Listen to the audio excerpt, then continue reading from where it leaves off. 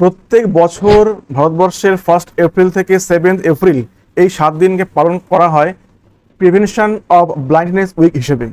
ওকে, এর অর্থ কি? অর্থাৎ ভারতবর্ষের সংগ্রামের ভেতর দিয়ে আছে কি করে ভারতবর্ষের সমস্ত মানুষের অন্ধত্বকে দূর করে দেওয়া যায়, সেই হিসেবে সেই অন্ধত্ব রক্ষা করার জন্যই প্রতি বছর 1 এপ্রিল টু 7 এপ্রিল পালন করা হয় প্রিভেনশন অফ ব্লাইন্ডনেস উইক। এবং এটি একটি সংস্থা আছে আমাদের ভারতবর্ষে, তার নাম হচ্ছে গিয়ে the national society for the prevention of blindness. এটি স্থাপন হয় 1960 সালে। স্থাপন করেছিলেন কে? জওহরলাল নেহেরু এবং রাজকুমারী অমৃত কৌর।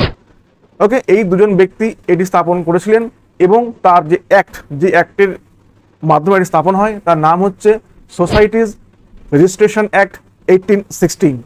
এবং আরও একটি ইন্টারেস্টিং ব্যাপার এটি হচ্ছে যে অনেকে কিন্তু অনেক সময় আমাদের ভারতবর্ষকে ব্লাইন্ড ক্যাপিটাল অফ ওয়ার্ল্ড নামেও ডেকে থাকে, যদিও ওটি খুব ভালো ব্যাপার নয়। তো আমাদের সংগ্রাম হচ্ছে সেটি যে কীভাবে অন্ধত্বকে সম্পূর্ণ দূর করা যায়।